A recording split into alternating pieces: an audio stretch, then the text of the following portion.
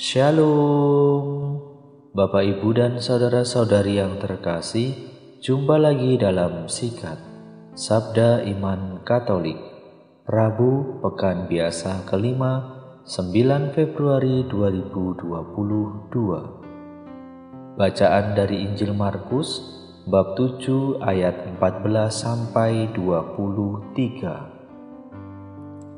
Marilah kita siapkan hati dan pikiran kita untuk mendengarkan sabda Tuhan. Semoga Tuhan beserta kita, sekarang dan selama-lamanya. Inilah Injil suci menurut Markus. Dimuliakanlah Tuhan. Pada suatu hari, Yesus memanggil orang banyak dan berkata kepada mereka, "Dengarkanlah aku dan camkanlah ini. Apapun dari luar yang masuk ke dalam seseorang tidak dapat dinajiskan dia, tetapi apa yang keluar dari seseorang, itulah yang menajiskannya. Barang siapa bertelinga untuk mendengar, hendaklah ia mendengar."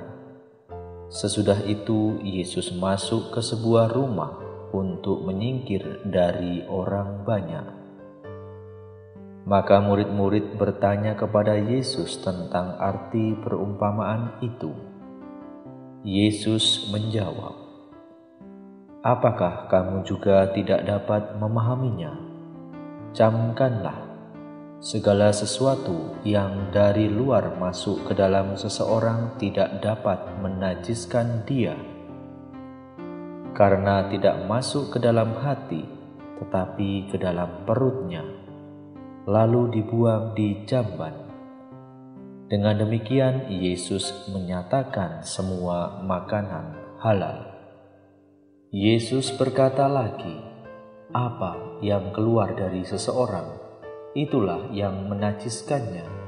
Sebab dari dalam hati orang timbul segala pikiran jahat, perzinahan, keserakahan, kejahatan, kelicikan, hawa nafsu, iri hati, hujat, kesombongan, kebebalan.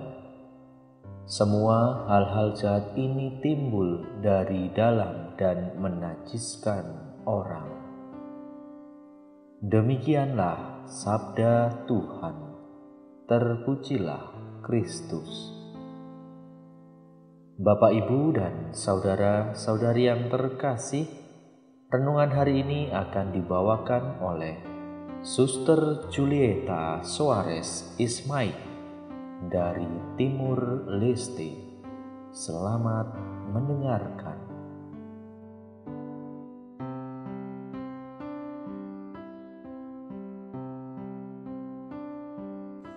Saudara-saudari yang terkasih dalam Kristus, salam jumpa.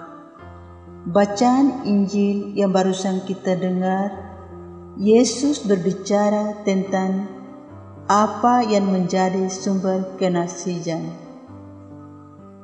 Dalam pengalaman hidup kita sehari-hari, ada orang-orang tertentu yang mempersoalkan soal kebersihan, karena kebersihan berkaitan dengan masalah kesehatan manusia. Biasanya sebelum makan, orang tua mesti menyuruh anak-anaknya mencuci tangan terlebih dahulu. Itu wajib dilakukan dalam keluarga dan juga dalam masyarakat karena berhubungan dengan kesehatan. Dalam Injil tadi, Yesus berbicara begitu tegas kepada orang banyak, bahkan juga kepada murid-muridnya, yang berkaitan dengan soal kebersihan yang dari luar dan juga dari dalam, yakni makan dan juga hati. Dalam bacaan Injil, kutipan ayat 15 yang berbunyi, "Apapun dari luar yang masuk ke dalam seseorang tidak dapat menajiskannya." Penjelasan Yesus sangat jelas untuk mereka paham dan camkan dalam hati. Tapi tidak. Yesus berbicara demikian karena masih terkait dengan pertanyaan orang-orang Farisi dan ahli-ahli Taurat. Makan tanpa mencuci tangan membuat orang makan dalam situasi tidak bersih atau najis. Maka Yesus berbicara tentang apa yang menjadi sumber kenasijan. Dari jawaban Yesus yang diberikan orang banyak, tampak bahwa orang tidak dinajiskan oleh apa yang masuk ke dalam dirinya, yakni apa yang dimakan, bahkan juga ketika ia tidak mencuci tangan sebelum makan. Yang menajiskan seseorang justru apa yang keluar dari dirinya sendiri. Saudara-saudari yang terkasih dalam Kristus, maksud perkataan dalam Injil tadi bukan berarti Yesus berbicara tentang apa yang masuk ke dalam seseorang dan apa yang keluar dari seseorang. Tetapi yang dimaksud Yesus adalah apa yang keluar dari hati seseorang yang dapat menajiskan orang tersebut atau orang itu. Bahwa terkadang kata-kata dan tingkah laku dan pembicaraan merekalah yang dapat menyakitkan dan menjatuhkan orang lain.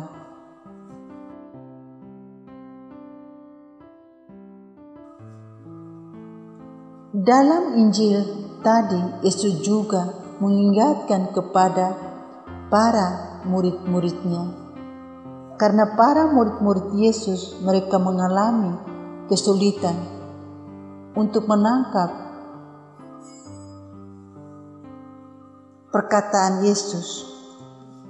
Yesus tahu dan memahami keterbatasan para muridnya, dan ia menjelaskannya kepada mereka bahwa apa yang keluar dari mulut keluar dari hati. Perkataan ini berdasarkan pada ajaran biblis bahwa hati merupakan sumber perilaku spiritual dan moral. Dalam pemikiran Smith, seorang teolog yang mengatakan bahwa hati adalah pusat hidup manusia,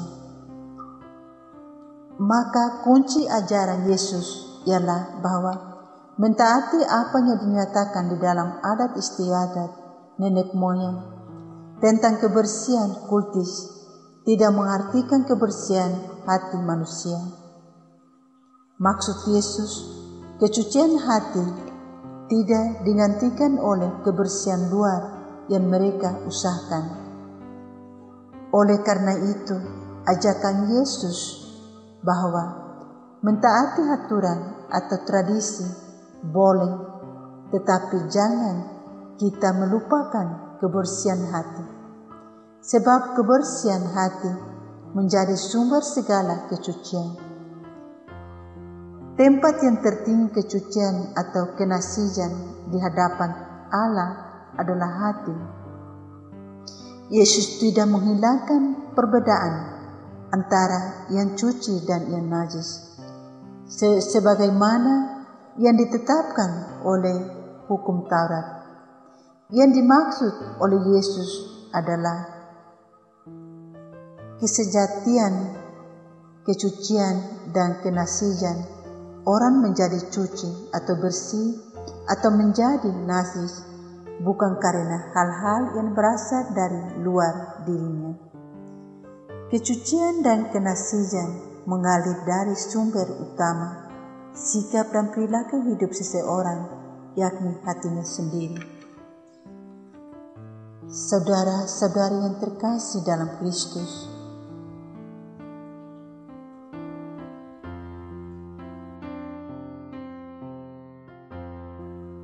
hari ini